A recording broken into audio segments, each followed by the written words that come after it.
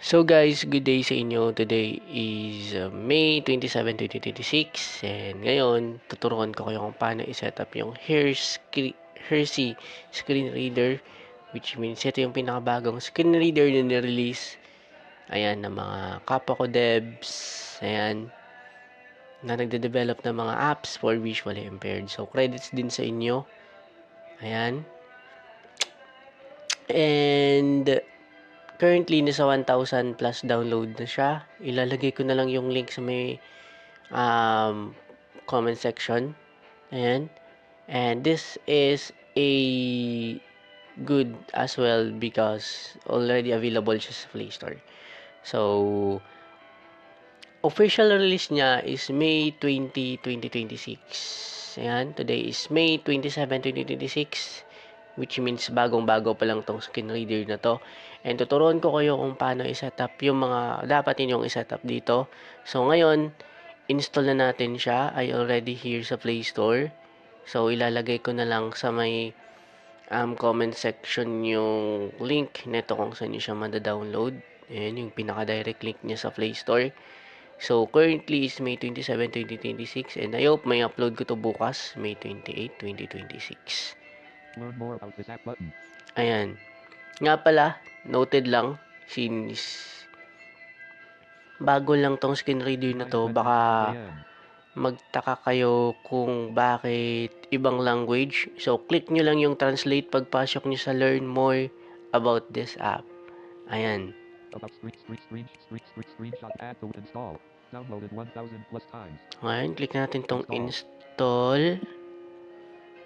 Ayan, and then wait lang natin siya for a while. In progress pending. Ayan. In progress pending.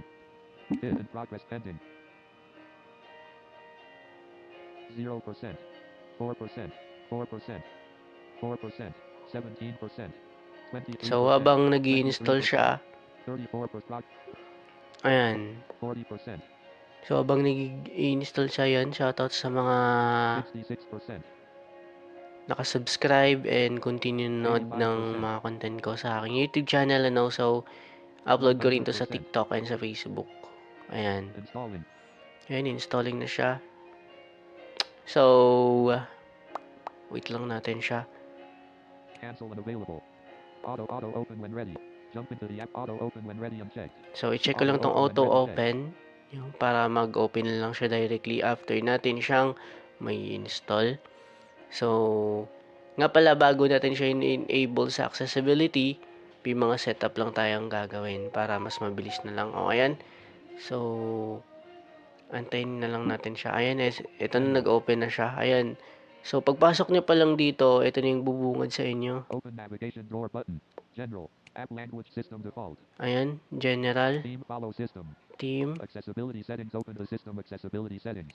App info. Open the screen read. Ignore battery optimizations. Ask Android to exclude the screen reader from battery saving restrictions so it is not killed in the background. Ayan. So, una nating isi-set up itong battery optimization. Open auto start. Ignore battery optimizations. Ask Android to exclude the screen reader. Stop optimizing battery usage. Proceed deny button. Allow lang natin to. Ayan. General. Ignore battery optimizations. So, open auto start settings on Xiaomi, UI, Oppo and similar phones. You may need to enable auto start so the screen reader can come back on its own after a swipe away. So, etong option na to, usual nito is pag naka Xiaomi, ayan, Oppo, ayan, Huawei, and Oppo, and tsaka yung ibang brand ng phone. Ayan. So, bale, ito pa lang yung mga settings niya. So, sa ibang phones kasi, need siyang ilagay sa auto start or sa iba, doon sa may protected apps. Ayan. Navigation drawer, general, app language system default. Theme follows accessibility settings. Open the system app info. Open the screen reader's details page and system set access theme app general. Open navigation drawer button. So, dito, check general. Uncheck speech. Uncheck notifications. So, dito sa may open drawer, open navigation drawer, meron pa kayong ibang makikitang settings dito. So, ngayon, uncheck notifications. Uncheck audio and haptic feedback. Ayun, dito, ang una nating i-check. Uncheck focus and controls. Uncheck typing and braille. Uncheck tools. Per C screen read uncheck tools. Dito tayo muna magsisimula sa may, Uncheck audio and app. Uncheck speech. Check general. Uncheck speech. dito muna tayo sa may speech. Settings. Speech settings. Text to speech. TTS engine. Ayan. TTS speaking. TTS voice. Tone. Inflect 50% tone. SPX 21% audio. Didor speech rate unavailable audio channel. Didor 100%. Didor audio channel. So, dito sa audio channel, may mga pagpipilian kayo. Audio unchecked accessibility. So, gaya lang din to sa may Uncheck ringtone. G-Show. Ayan, na meron kayong accessibility, media, notification, Uncheck notification. Uncheck ringtone. Audio chat. Unchecked accessibility. So, ang nilalagay ko usual dito is yung accessibility sa audio channel. Didor speech 100 per speech 100 speech volume 100 display speech output off. Ayun, display speech output. I-check ko to usual. Silent speech during voice dictation on while you dictate with the keyboard mic. Didor stays silent, so the dictation captures only your words. Ayan. Keep screen on while speaking. Silent speech during off. Ayan, i-on nyo dapat tong keep silent. Ayan, i-on nyo to. Tapos, etong keep screen on while speaking on prevents the screen from turning off during long readings, long messages, articles.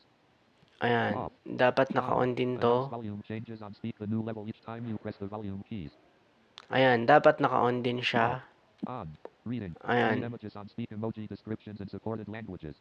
Ayan, sa read emojis, i-check nyo lang to. Speak usage hints on after describing content. Suggest how to use.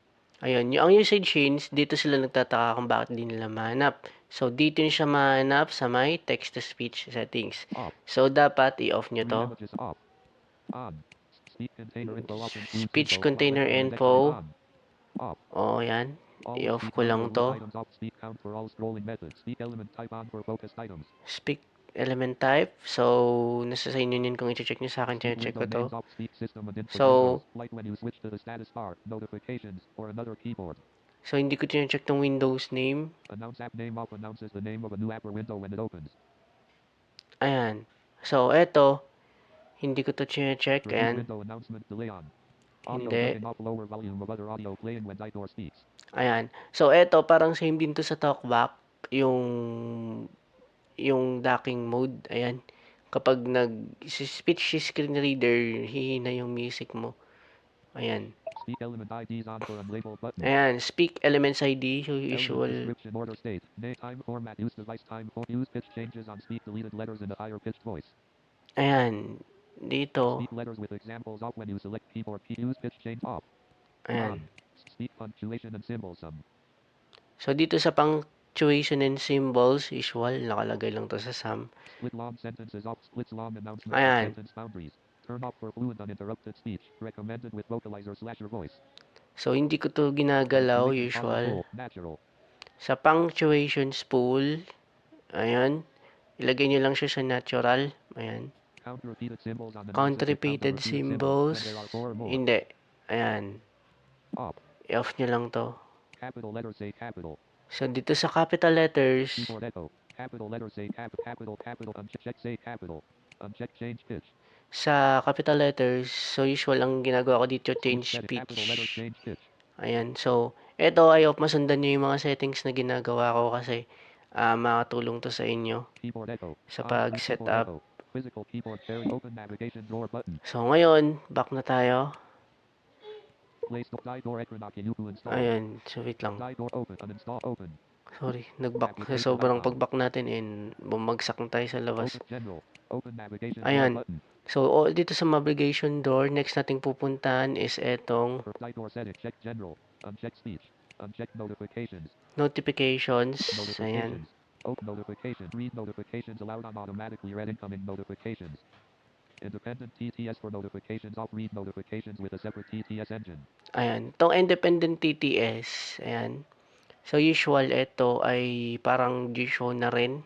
Read notification off. On. Ayan. Parang G-show na rin siya kasi pwede kang gumamit ng secondary TTS pang basa lang ng notification. Notification TTS engine Didor embedded SPX TTS unavailable. Ayan. Notification audio channel default. Follow main engine. Ayan, dito sa notification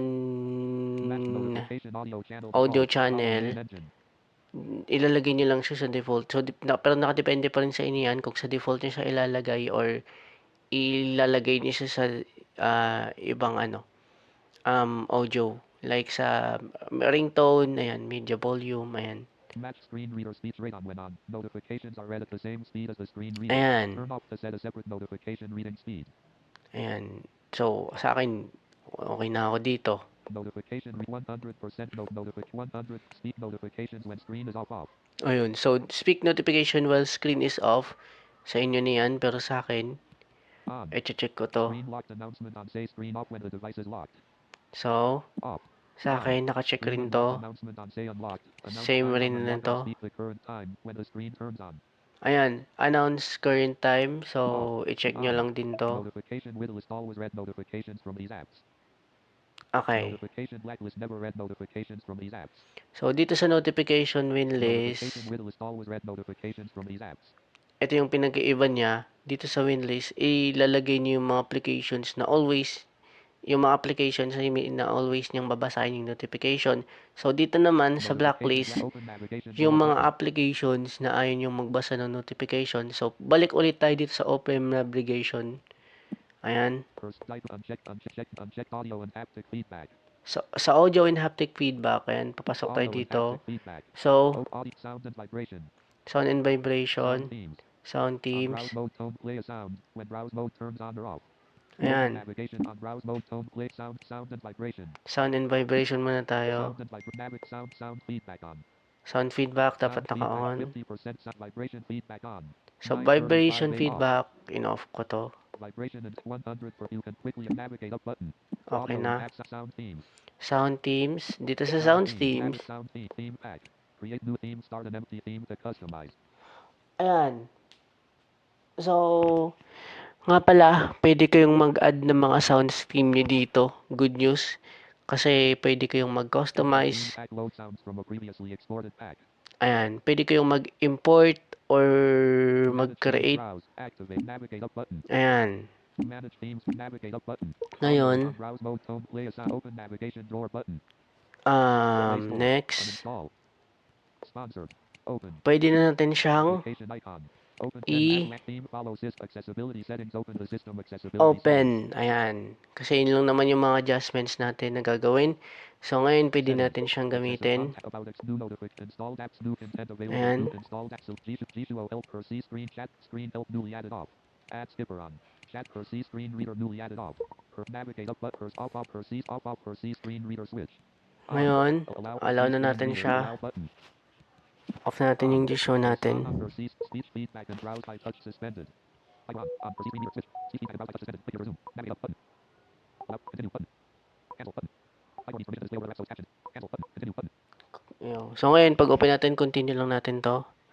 Medyo mabilis yung speech rate niya. So, bawasan ko lang siya. Ayan. So, hanapin ko lang dito yung Hershey's.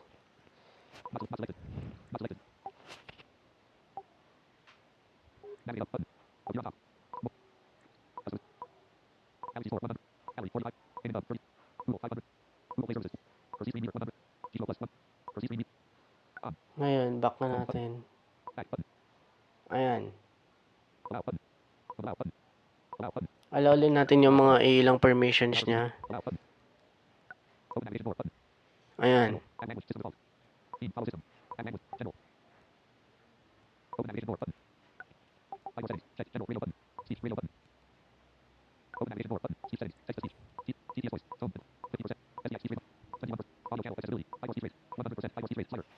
So, sa speech rate, ilagay lang natin siya sa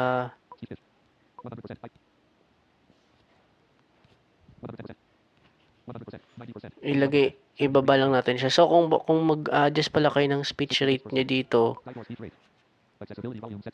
ayan, i-swipe up or swipe down nyo lang kapag natapat kayo sa slider. Ayan. So, I hope na nakatulong to. Ayan. Ito siya. So, explore natin siya muna sa mga apps. Ayan. Kung gaano siya kabilis.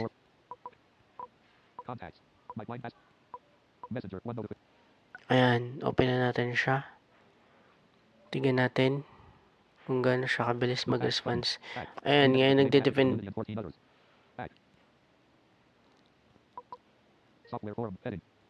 Ayan. So, ito siya. So, I hope nakatulong to sa inyo no kung paano siya i-set up. Ayan. And I hope may upload ko to bukas. So, ngayon, yun lang. Magandang umaga sa lahat and God bless to each and everyone. Speech feedback and browse.